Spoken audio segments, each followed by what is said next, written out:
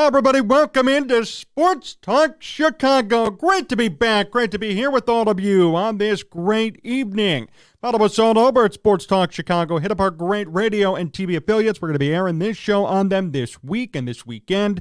WKAN and Kankakee, 105.5 The Ticket, ACTV, JTB, WJOB, AM 1230, and Cities 92.9 Talk FM. My name's Jon Zaghloul. John Meadows is directing and producing. My goodness, a huge loaded show tonight.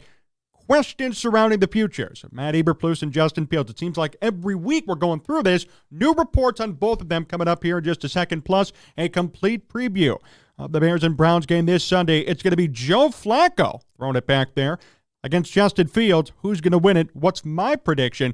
We're going to get to that later in this program. Remember also to follow us on social at Sports Talk Chicago. Find us at sportstalkchicago.com if you miss any part of this show. And support those radio and TV affiliates that I mentioned. Great friends of this program. We earn them every week. We're in the process of hopefully adding a few more as well here in these next couple of weeks. We're so proud and so grateful, honored to be having all these affiliates here on the STC Syndication Network. And it's cool to be on the air here today for so much football and so much Bears news here at the peak part of this season. Every week, it seems like this news changes. Maybe that's the way the NFL news cycle works. Maybe it depends on differing results. But one thing's clear, Matt Eberflus' future is not what it was said to be a few weeks ago. Now, we did a report a couple of weeks ago. We've done reports since the beginning of this year discussing how Matt Eberflus was in the hot seat. Some said that there was speculation and rumors that he would be fired come the end of this season. There were even some reports that suggested midseason he'd be fired. I didn't believe those because the Bears have never fired a coach midseason. Nevertheless, though, they existed. And now we sit here today. And here we go. Here comes the narrative shift officially. Matt Eberflus, quote, may have secured himself a third season in Chicago. Here's the official quote. This is from Albert Breer, certainly a trusted source inside National Football League circles. He said this: with the Bears suddenly catching fire, okay. Both Matt Eberflus and Ryan Poles have given their bosses, new president Kevin Warren among them, plenty to think about before they plan any changes. And in fact, a lot of this has come according to plan, with this season earmarked as the time to reset the cap and flip the roster, and 2024 being the first real year of building. That's according to Albert Breer. He says this: taking all that into account, a bumpy year one plus a year two at the top start and strong finish is probably what Chicago would have hoped for, end quote. Now, it doesn't come out and say that, okay, yeah, Eberflus is going to stay, but that's the first ever positive report that I've heard about Matt Eberflus potentially sticking around. So keep all this in mind as the weeks move forward, as you watch this team play out their last 4 games, and as the offseason begins in January.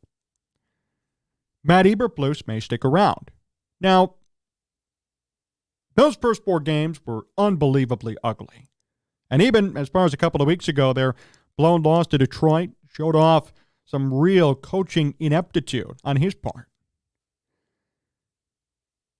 Nevertheless, there's one thing that could help support Eberflus and one thing that a lot of Bears fans love and can't ignore, and that's the defense. Under Matt Eberflus, the defense has certainly improved from week 1 to today.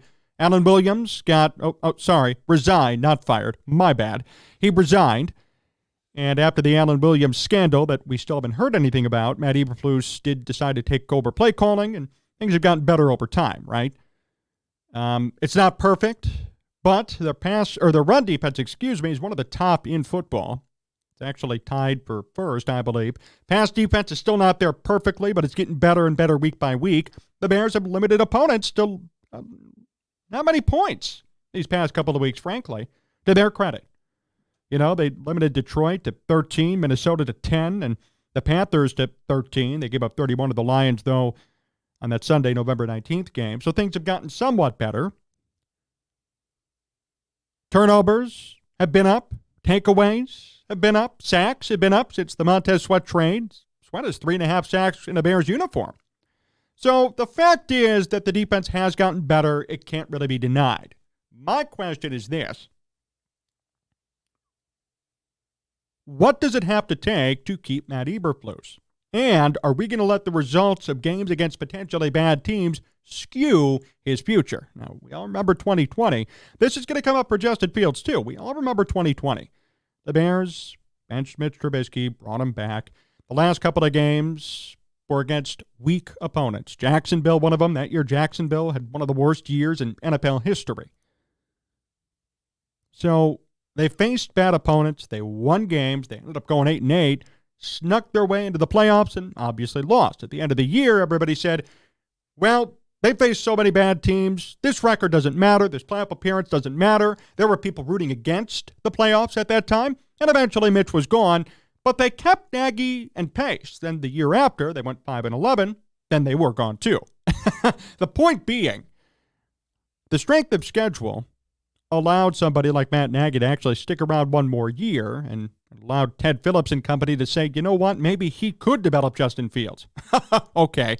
The point is, he stayed around.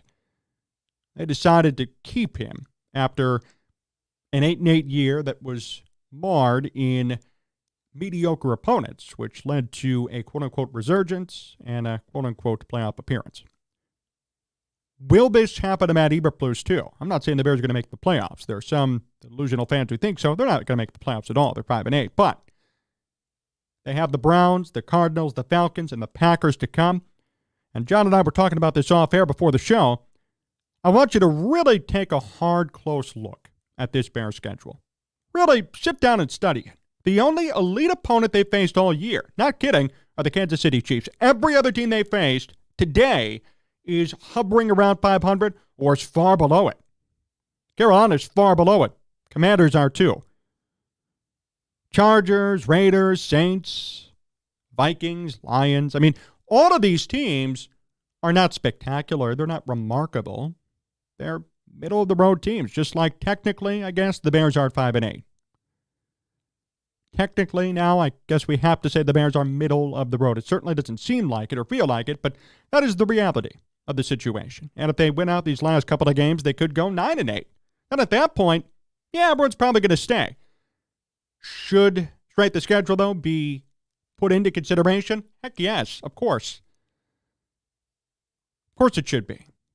If you're facing bad teams, racking up wins, you go 9-8, and everybody's so excited, then next year you got a tough schedule, or you face a couple of tougher teams, and you go 5-11, 5-12, like what happened to Matt Nagy, you're going to get fired.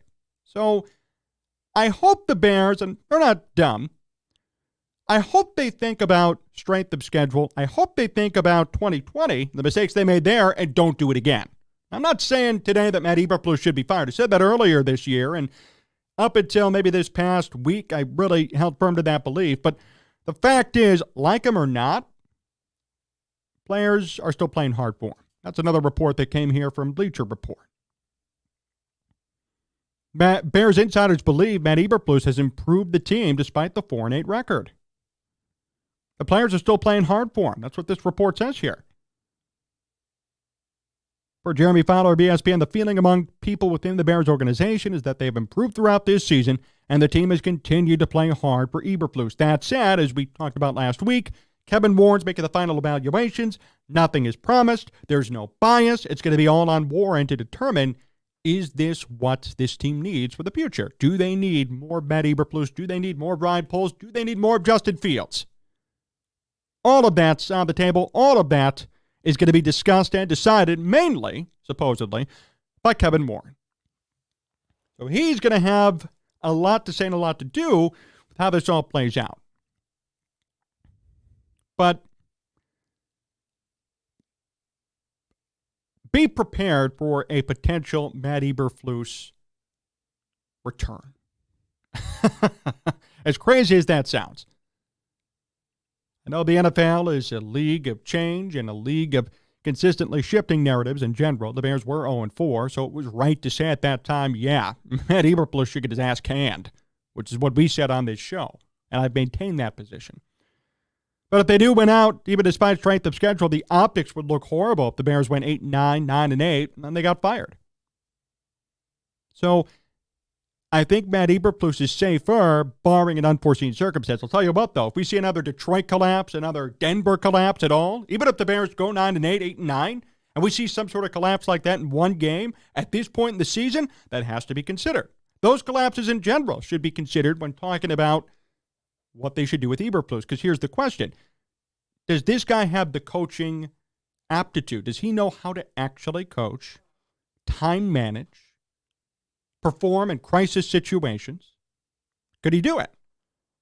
And I'll tell you what, so far, no. Even with their 5-8 record, their defense might be good, I'll tell you that. But in terms of rising up to the moment, managing time inside 2 minutes, holding leads, which is a critical part of winning, we haven't seen that yet. So I'm going to be cautiously optimistic and saying that he may be back now and that the narrative is starting to shift. But these last 4 games still mean something. They do. The end result's still going to mean something. I'll tell you what, this is an easier schedule. Let's be real here. This is an easier schedule to end these last 4 games of the season.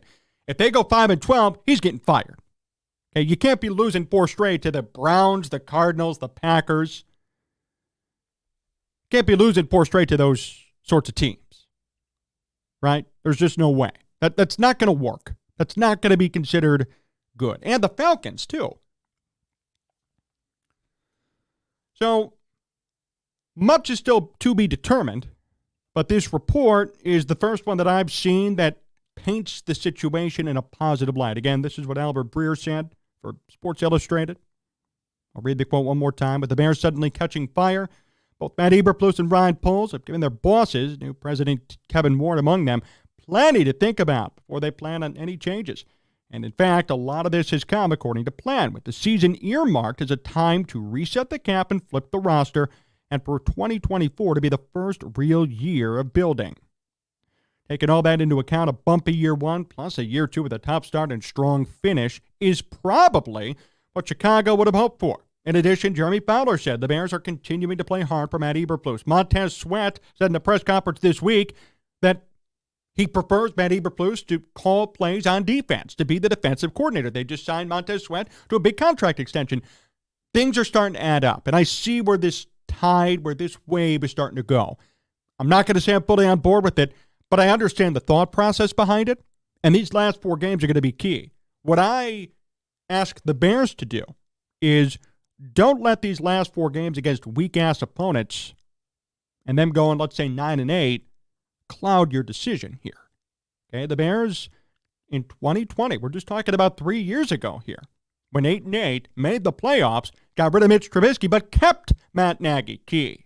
Kept Ryan Pace, key. They chose to keep them based on win and loss, based on record, because they rallied near the end of the year, but got rid of their quarterback. And they made Mitch the scapegoat for that season and that situation. They went 8-8, strong finish, horrible teams, 5-1, there you go. The Bears are 5-8 now. They have the Browns, the Cardinals, Falcons, and Packers yet to go. Let's say they win out, go 9-8. There's going to be a lot of positivity in that locker room and around the team. Does everybody get to stay because they faced a couple of bad teams near the end and won out? And again, look at their schedule. The only remarkable team the Bears have faced all year is Kansas City. You could say, well, that's the schedule they were given. Who cares? Yeah, that's true. When the time comes for the Bears to, let's say next year, quote-unquote, make the playoffs. Let's say they make the playoffs next year. They're going to be facing an elite team, guaranteed. Are they going to come through and win? Is Matt Eberflus prepared to be a playoff coach? Well, based on this year, and especially the 2 ugly losses they had against Detroit and Denver, answer's no. But they might keep him because they finished strong and they want him around for year 3. I'm just saying, I understand where the thought process is, and I understand where things are going, and I could see the writing on the wall already, especially after that win on Sunday. I saw the positivity, and it was warranted. It was a good game. But I could tell something changed. The temperature in the room went down about 10, 20 degrees. Went from boiling hot to tepid at best. I think as long as, even if they split these last couple of games and they win 7, he's going to stick around. And he's going to stay. And maybe this whole team stays. I don't know what they're going to do. We're going to talk about the quarterback in the segment, too, because there have been some conflicting reports now about Justin Fields and even the potential of drafting Caleb Williams and keeping Justin Fields, which That has been floated around privately for weeks, and now it's coming out publicly. So there are a lot of questions that are going to need to be answered. Kevin Warren is supposed to be the authoritative figure on all of these matters. He's going to make final decisions for sure. But just understand and don't be blindsided. I'm telling you this up front. Don't be blindsided if that's what ends up occurring, if Matt Eberflus actually sticks around. I really think, at least as of this taping on this show, that he might stay. Not really a fan of that. But if they go 9-8, if they go 8-9, even if they go 7-10, I think he's going to be safe. The thing's going to be, okay, if you lose out, let's say they go 1-3 these last four, they have tough losses, or they just lose in general to, out of the four teams, they lose to, let's say, I don't know, Cleveland, Arizona, Atlanta, and or Green Bay, there's going to be a problem. Because this is going to be a weak schedule to end the year. But warning everybody now. Warning everybody today. Not a fan of it, but it's certainly on the table, and you need to be aware of this stuff as it comes to fruition. We're going to see more reports like this, too. The narrative shifting never ends. We're going to see more of this, especially if the Bears win out or win a couple of more games here. So I'm warning you now. We're ahead of the game in this report. Expect more to come on that. Will Fields stay, though? That's the big question. We're going to talk about that in just a second. Stay tuned here on Sports Talk Chicago. Sports Talk Chicago, Jon Zaghloul, John Meadows directing and producing. Great to talk and see all of you here on radio and TV, WKAN 105.5, The Ticket, ACTV, Jet TV, WJOB, and Cities 92.9 Talk FM. We're on sportstalkchicago.com. Follow us all over at Sports Talk Chicago. Subscribe to the YouTube channel. Hit the like button on all of our great videos as we try to approach 20,000 subscribers. And if you miss any part of today's show, especially if you're driving around listening on the radio on Saturday or Sunday or Thursday, wherever you may be, go back and go to sportstalkchicago.com or find the podcast in any of your podcast providers. We actually separate it up by segment and also by full show. So you can listen on demand anytime you want in case you miss it live on the radio or on TV. So Matt Eberflus may or may not be in trouble, which we talked about in segment 1. But I know everybody's been wondering and has been asking, even in the comment section and just in general, what the hell is going to happen to Justin Fields? And he and I have a complicated relationship. Me and Justin, we got a complicated relationship. I don't talk to him. I don't know him personally, but we have a complicated relationship. I am still not convinced that he is fully the guy. And I'm okay to say that. I don't care what the backlash is going to be here, because the fact is, even as we sit here today for Justin, 1,800 passing yards, 13 touchdowns, 6 picks, a 92 passer rating. The same numbers, taking out the running, as a Mitch Trubisky. Not kidding. Not controversial. Look it up. Same passing numbers as Mitch Trubisky, but he runs. So that kind of makes it a little bit different. The fact is, though, the Bears have a decision to make. Okay? Justin Fields is ended his third year, going to be entering his fourth season. Obviously, there could be a fifth-year rookie option, then a big payday, which we've talked about at length. But here's the other thing. The Bears are going to get the number 1 pick and potentially 2 picks inside the top 10. And the question now is, what will the Bears do? Because Fields has shown some improvement, quote-unquote, over the past 2-3 games. I still think, I would actually argue that last year was better for Fields. Not kidding. I mean, overall, they lost more, but in terms of electricity, in terms of buzz, in terms of numbers, as of right now, he had a better year last year than this year. So I see a little bit more improvement as a passer, but he's still not an elite or even an average passer. And we heard a report on NFL Network last week saying Bears executives are wondering, is he going to win them a Super Bowl? If they think it's an unequivocal yes that he could win them a Super Bowl, they're going to keep him. What do you think? Do you think today, honestly speaking, please put fanalists aside for a second, do you think today that Justin Fields will win the Bears a Super Bowl? No. Still has to develop. Could he develop into that quarterback? Yeah, maybe 2-3 years. But then we're talking about a guy who's been in the NFL 5 or 6 years already. C.J. Stroud can win me something today. I don't know about a Super Bowl, but a playoff game for sure. Okay, that's a fact. So the point is, there's been talk now about what could happen to Justin Fields at the end of the year. And here's something that's interesting. This is a league source speaking to NBC Sports Chicago. And herein lies the conundrum for Ryan Poles and company. Quote, do you really want to be the GM that passes on Caleb Williams? If you don't know for sure that Fields is your guy at this point, he's probably not your guy. Betting on flashes and potential is a good way to get fired. If you pick Williams and he busts, it's probably not going to cost you your job. I understand why it's still a question. He's got talent and the tools you want for today's game, but is he going to win you a Super Bowl? And that opinion isn't unanimous. Now, this is a quote from an unnamed league source to NBC Sports Chicago. And I have to say, I agree with every single word. And that's the question the Bears have to consider. It's like in baseball. You know, every year, like around this time, the Hall of Fame ballot comes out. If you have to make a case for somebody to get to the Hall of Fame, probably not a Hall of Famer. If you have to sit here and pull out all the numbers and say, oh, I think this guy should have made it, he was overlooked, it was unfair, probably shouldn't make it. Probably shouldn't be there. Should Scott Rowland be in the Hall of Fame? No! But he's there anyway. It's the same thing with Fields. It's a yes or no question. It's not a well, maybe, if, because here's the thing. If this was Justin Fields' second year, rookie year, you could say maybe if. He has time to develop. Even if it was his third year and the Bears did not have the number one pick, you got time to see what he could do in years 4 and 5. The fact is, after this season, you have the number one overall pick again. You have a top quarterback waiting. 2 top quarterbacks waiting. What are you going to do? And if the answer still is, which I think it is right now, I'm not sure, and that's a fair point, you got to do something. And if you stick with Fields and it doesn't work out, and then you pay him $200 million down the road, and he's a Daniel Jones-type quarterback, you're going to be really in for it if you're the Bears. You're going to screw yourself as a franchise. It can't be a maybe. It can't be a I don't know. It has to be, all right, I know this. I know it's going to be true. I know he's going to be the guy. Let's ride with him. Let's make him a franchise guy because I'm going to have to pay him $200 million. That's a huge investment, maybe even more. I mean, Lamar Jackson, Russell Wilson, these guys are making $40, $50 million per year. Is anybody today prepared to offer Justin Fields that? The answer is no. Is Justin Fields going to win you a Super Bowl today? Today, not in 2 years, not in a year, today, right now. Answer is no. Sorry. Answer is no.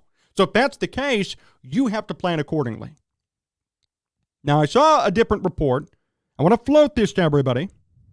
Might not like it. But there is the possibility now, it's been being floated, could the Bears draft Caleb Williams and keep Justin Fields? Could they draft Caleb Williams, make him sit a year or two, and keep Justin Fields around? I would support that if they did it. I'm on the record saying I would support it, and I'm all for it. Would it happen? Probably not, because everybody in Chicago is going to have a riot or something, going to be pissed off and cry about it. I can't believe you did that to Justin Fields. But I'll tell you what, it would actually be a smart decision that would certainly cover Ryan Poles' butt. Think about this. You got Justin Fields in year 4. You got Caleb Williams, who's going to agree to sit for a season, learn from Justin Fields, and then Fields is still average or decent or okay. Goodbye, Justin Fields. Don't pick up his 5th-year option. You got Caleb Williams, who sat for a whole year learning. Now he comes in his quote-unquote second year and makes an impact right away. I think it's a great idea. Will they do it? I'd say there's probably a 20% chance it'll occur. But I would be on board with that situation. So if that occurred, I'm all for it. And I think there's certainly a possibility. But that is something that's going to be debated. I'll just go back to this quote, though. Again, this is from an anonymous league source. Do you really want to be the GM that passes on Caleb Williams? Do you really want to be the GM that passes on Caleb Williams?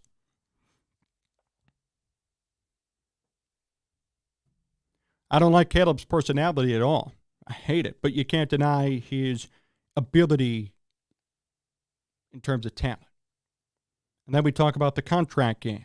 Rookie contract, going to be there for 5 years. Fields is entering year 4. You're going to have to pay him at some point. So it's a really complicated situation. There are a lot of factors that go into it.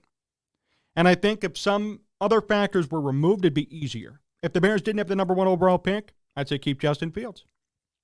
Mitch Trubisky got 4 or 5 years. Why shouldn't Justin? But they have the number 1 pick. That makes it complicated. That makes it difficult. What's going on with the coaching staff? I don't know. Should Justin Fields be here for a brand new coaching staff? Third coach for Justin in 3-4 years? No, that shouldn't happen either. So it's complicated. It's tough. And I'm so happy I'm not making that decision. But the fact is, this is what the Bears have been dealt. And this is what they're going to have to choose to do. I just find it intriguing and interesting.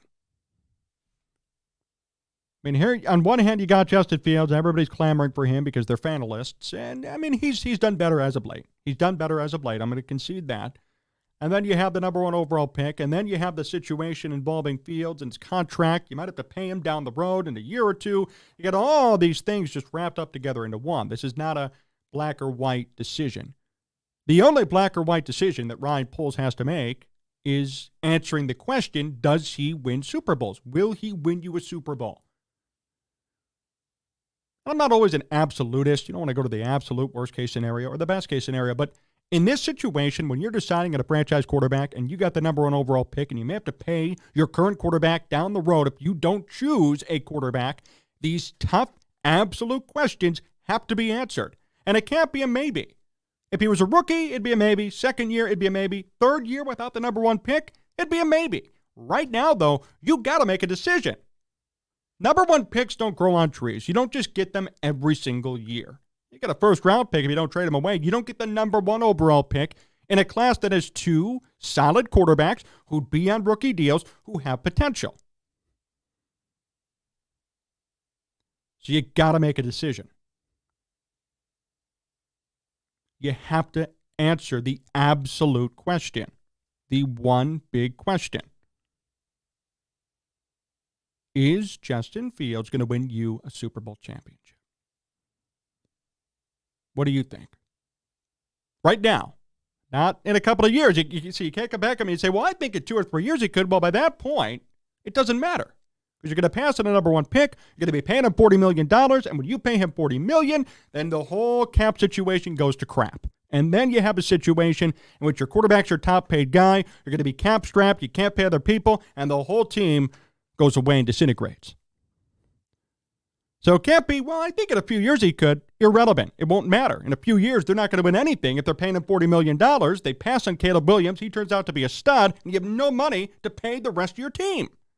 You need to ask yourself that question and answer it today. Can Justin Fields win you a Super Bowl? And if you think he can, if you firmly believe it, then you know what? They should keep him. I don't think he can today. I think in a few years, it's certainly possible. But he needs more development. He needs more people around him. He needs a better coaching staff who, is willing to call plays according to his strengths and actually cater to him. All of these things need to occur in order for him to be good. It's just like any quarterback. The good quarterbacks in good situations work out. Brock Purdy is a great example. I'm not taking anything away from him. I think he's a top 10 quarterback in football. There's no question based on the numbers. But if Brock Purdy was here in Chicago, he'd be another bust, like everybody says, a Tyson Bagent. He's very similar to a Tyson Bagent. Seriously. Last overall pick of the draft, kind of sitting around the practice squad. Now he's the big starter, making things happen. If Tyson Bagent was in San Francisco, if Justin Fields was in San Francisco, they'd be superstars. They'd be superstars. Everybody would know who they were. Everybody would know who they were. If Brock Purdy was here, he'd be deemed a bust. Well, he wouldn't be a bust. He was the last overall pick, but he probably wouldn't even see the field. And if he did, it'd be a horrendous performance. Probably be, 1 touchdown, 3 picks, and, who's this Brock Purdy guy? Get him out of town. It'd be over. That's what would happen. Every quarterback's going to thrive in a good situation. The true quarterbacks are going to be, hey, I don't really have a good team, but I'm still competing anyways. Russell Wilson, they're 7-6 in Denver. They're not a perfect team. They're not a great team. They're 7-6 right now. They recovered from an 0-3 start. They're contending for a playoff spot. Now, they have Sean Payton. They have a decent defense, but Russell Wilson's playing his butt off. And Russell Wilson's an elite, going to be Hall of Fame quarterback. He's a difference maker wherever he goes. Like it or not, it's true. Aaron Rodgers is a difference maker when healthy, wherever he goes. Now, do they win the Super Bowl? No. For some reason, Aaron Rodgers can't win more than one. But the fact is, in a regular season game with 12 minutes to go, right, I'm choosing Aaron Rodgers every time. Tom Brady, great quarterback, right? These are guys who win even when the cards are stacked against them, even when they don't have the best teams in the world. So then think about Justin Fields. And I know you can't compare Justin Fields to Aaron Rodgers or Tom Brady. I get it. But on a microscopic level, right? You're talking about a situation where you have the number one pick in the wings. You may or may not have to pay Justin Fields. Your coaching staff may or may not return. And you're just trying to frickin' win. You're just trying to win. What could I do as an organization to win? What could I do to be a Super Bowl contender year in and year out? What more do I need to do? The Bears have a lot of needs still, right? Secondary needs, offensive line needs. That's true. Maybe another pass rusher to help complement Montez Sweat. That'd be great. But quarterback is not solidified as of today. Quarterback is still being debated and discussed as of today. And if it's still being debated and discussed, then I think your answer is there in the debate, in the fact that there needs to be a debate, in the fact that we're still arguing back and forth on whether or not he should stay. Fields. There's your answer. It's just like the Hall of Fame. If you have to sit here and build a case and pull out war and sit there and study everything to a T to say that this guy should be in and he was overlooked, he probably shouldn't be there. Probably shouldn't get in. And it's the same thing here. If you have to sit here and make a case and say, well, look at this one number. Okay, this looks kind of better. Irrelevant. Again, number one pick, contract coming up soon, and a team in flux. I'll tell you what, it'd be much easier for the Bears to win moving forward if they brought in Caleb Williams, rookie contract, 5 new years, new deal, a reset deal with an affordable quarterback, and then the defense gets even better. And let's say they keep Matt Eberflus, and they finish this year 8-9, improve the defense carries, Caleb Williams develops, and next year they win 11 games, make the playoffs. They maybe lose out round 1, but at least they're there. Or conversely, keep Fields, Sid Williams. Keep Fields for one more year and skip Sid Williams. And I saw somebody say in this article, well, that'd be an unnecessary situation for Fields. That'd be an unnecessary QB controversy. It'd be distracting. Suck it up. It's the National Football League. What are we, wimps? Mitch Trubisky to go through a QB controversy. I didn't see anybody sticking up for him.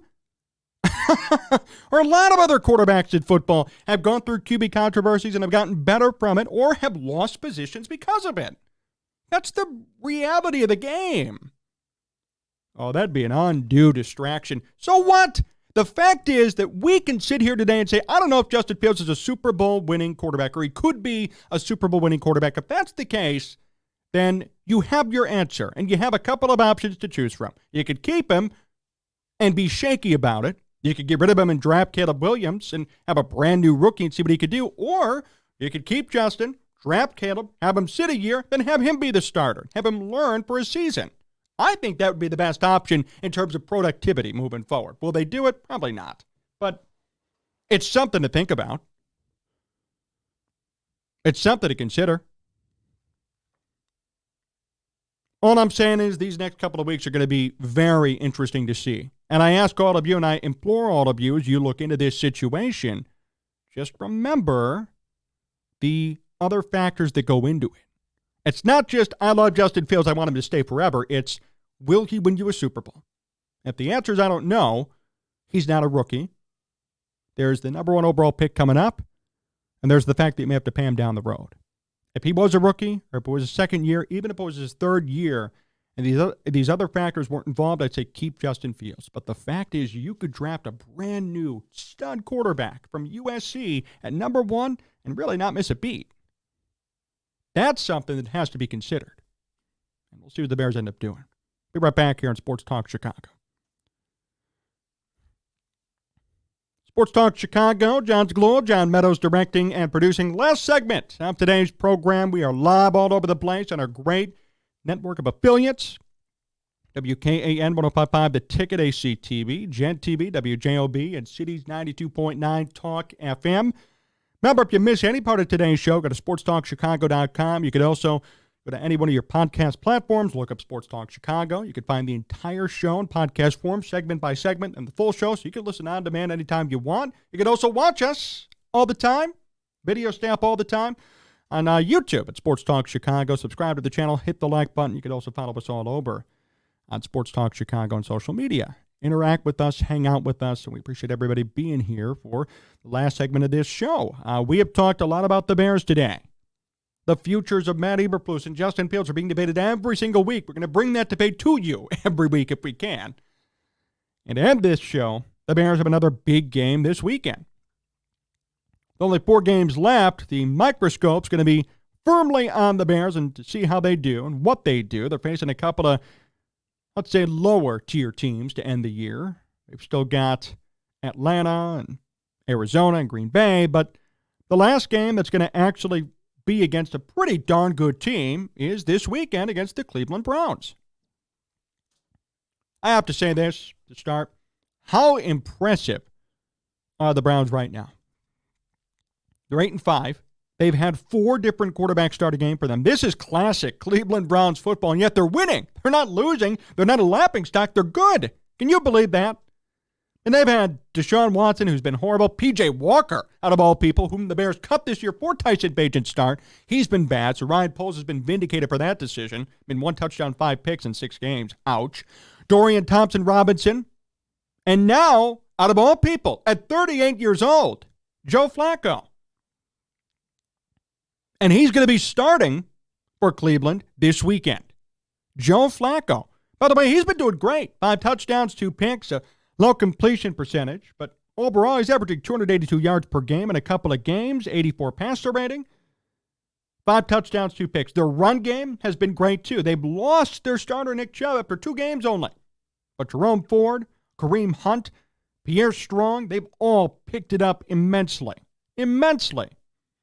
And at receiver, they have a couple of guys, Amari Cooper, obviously being the chief one, plus David Njoku's had a great rebound season, and Elijah Moore. And defensively, top 10 defense, one of the best defenses in football still. They're still performing. They're still getting things done. Myles Garrett has 13 sacks. I mean, come on.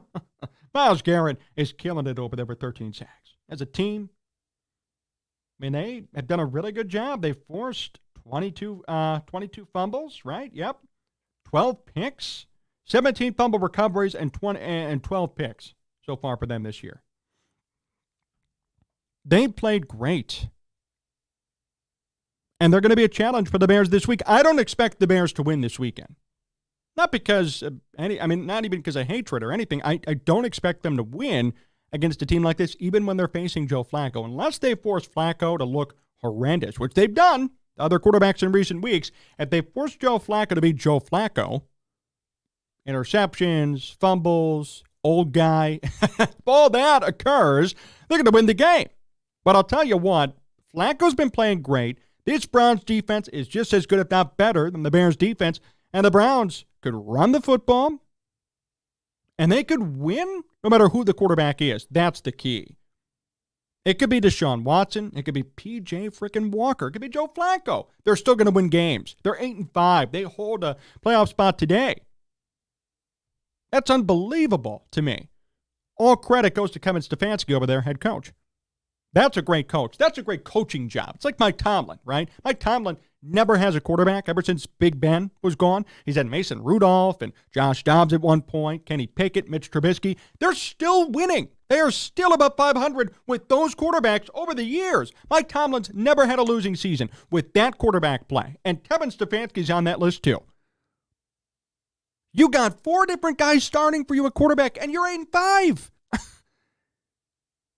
Browns fans usually, when they see 4 different guys at quarterback, they understand the pain. Number one, then they know, okay, yep, we suck. Another bad year. They're winning.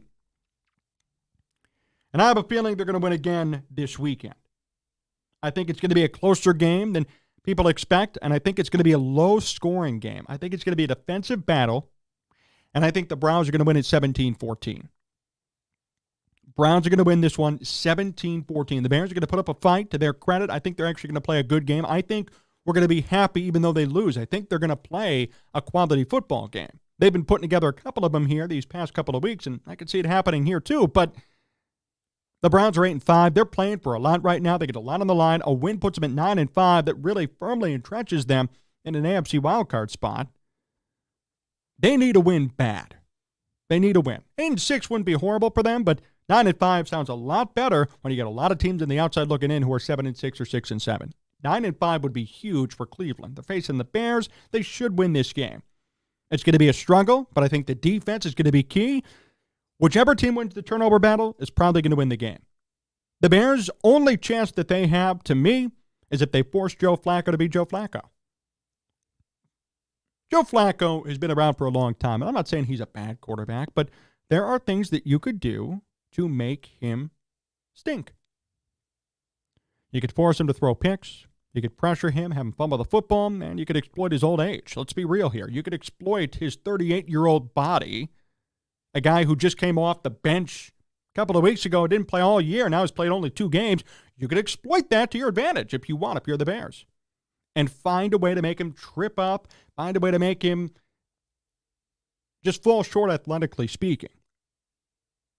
We can all agree Justin Fields is much more athletic than Joe Flacco. We could all say that. So you could find a way to exploit that and use it to your advantage if you're the Bears. If you're playing against Joe Flacco, you could do that. That's the only way the Bears could win. But I'll tell you, I got my doubts here because Cleveland's playing for so much more and their defense has been electric and they're winning with 4 different quarterbacks. I mean, they told everybody in the NFL, we don't care who our quarterback is. We don't care how good or bad they do. We're still going to find a way to win. I mean, their combined quarterback play this year, just to give you an idea, because I saw this and I was stunned, 14 touchdowns, 15 picks. Combined on the season, passing 2,700 yards this year. Combined. Their quarterback rating combined as a team amongst 4 different quarterbacks, one of them being Deshaun Watson, 69.1. And they're 8-5. With more picks than touchdowns, they're 8-5. So I'm not even going to say, if Justin Fields plays better, they're going to win, because clearly they've shown that it doesn't matter what their quarterbacks do. Their key, their bread and butter, is their run game and their defense. Classic Bears football. Myles Garrett is 13.5 sacks. That's going to be a big issue. And I'll tell you, I could see a situation in which Garrett has 2 or 3 sacks on Sunday. I could see that happening. So there's a lot here. It's not just going to be, the Bears are going to come in and win it. I don't think so. You're facing a quality football team who's winning no matter what they do offensively, no matter what they do in the air attack. They're just winning. Can't even explain it at times, but they're winning and they're doing it. For a team that's in the thick of the AFC playoff chase, they need a win. Joe Flacco, it's been great since he's come in too. They're going to try and ride that momentum all the way through the playoffs. What we need to see out of the Bears, especially Justin Fields, is, again, no turnovers, no fourth quarter turnovers. That'll be at least a sign of growth and continued sustained improvement. And a competitive situation. Let's say it's the fourth quarter and it's a tie ball game. That's great. If they lose by 3, great. If they get blown out, we got a bad problem. If Justin Fields throws 4 picks, we got a problem. If he fumbles, we got a problem. These are basic things. I don't think these are mind-blowing realizations. Justin Fields and company have to do the fundamentals correctly to be in this game. If they want to win it, they got to go above and beyond. It's like I heard this today in a podcast, Cam Newton. This kind of went viral, made the rounds. He was making fun of a couple of quarterbacks in football. He called Dak Prescott a game manager. And I was listening today to a radio program, and Mark Schlereth was on. And he said, there's nothing wrong with being a game manager. In fact, that's what your minimum duty should be as a quarterback. You know what? I agree with him. Because a game manager means you don't hurt the team in terms of winning, but you don't help them in terms of losing. So, somebody like Justin Fields, you could even argue he could be a game manager at times. Like even last week. Last week, great game manager. And that's not a slight. No turnovers. Wasn't explosive throwing the football, but made one big pass when it mattered. Overall, they won the game. He found a way to control the offense and manage them to a victory. That's great. That makes you a top 15 quarterback in football, I would argue. A game manager, if you're simply a game manager, you're a top 15 quarterback in football. The problem is when you can't even be a game manager, when you cause your team to lose, when you fumble the football too much, throw too many picks, serve as a liability rather than at least a neutral position, let alone an asset. If you're an asset, you're a top 10, top 5 quarterback, like the guys we talked about earlier, Aaron Rodgers, Tom Brady, people like that. So we need to see Justin Fields, at minimum, do what he did last week and be a game manager with the ability to show up a highlight reel when necessary, show up a highlight reel when asked to do so. If that happens, the Bears have a great and fair shot to win. If he struggles, going to be a problem. We're going to be tracking turnovers, fumbles, all of those things to see if there's sustained improvement. All of these things you have to track too as you watch this game. Because remember, 4 games left. And we don't know today if the Bears are going to keep Justin Fields and or Matt Eberflus and or technically Ryan Poles. All of that, as of today, is still on the table. Everybody has to perform. Everybody's being evaluated week in and week out through the end of this season. So a lot of things are going to be on the line for this Bears team. If Justin Fields could at least do his part, that'll be nice. But I think the Bears are going to fall just a bit short. Tiny bit. It's going to be close, but I'm thinking 17-14. Bears fall. Going to be a defensive battle. I think Fields will play fine. Not great, but certainly fine. And I think the Browns are going to continue to pick up where they left off this season and win no matter who's starting at quarterback. Because I don't think Joe Flacco is going to have a great game. I think the Bears will get to him for sure.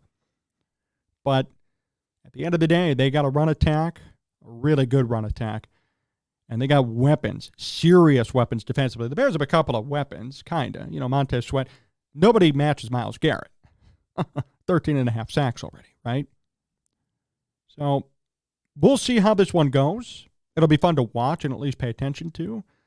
And I hope, at least for the sake of Fields and Eberflus, that the Bears play a competitive football game and the Bears don't shoot themselves in the foot in terms of losing. They lose 17-14, and it was a fair game, and Fields has like 1 touchdown, no picks, no fumbles, and the game was well coached. Great. Fine. If Fields has 2 picks, if the defense can't come through, if they're dropping interceptions left and right, if they can't force a fumble, if Fields fumbles a couple of times himself, we got a problem. That's how you have to evaluate this game on Sunday. We're going to be live for it right here on Sports Talk Chicago. So if you want to watch with us, react to the game, hang out with us, come join us at noon on Sunday on Sports Talk Chicago's YouTube channel, and you'll be able to find us and listen to our broadcast live here on YouTube. At that, too, we're going to do it today here on the program. I want to say thank you to everybody for tuning in. Big thank you to all of our great radio and TV affiliates like WKAN, 105.5 The Ticket, ACTV, JED-TV, WJOB, and Cities 92.9 Talk FM. Huge thank you to John Meadows, directing and producing. Follow us all over at Sports Talk Chicago. If you missed this show, don't fret. SportsTalkChicago.com, any podcast platform. You can also go on YouTube, Sports Talk Chicago. Hit the subscribe button. You can watch all of our videos and see my face as we talk all things Chicago sports with you. Appreciative of your time. Appreciative of you tuning in and week out. We love this platform. We love all of you, and we love being able to do this each and every week. Until next time, so long, everybody.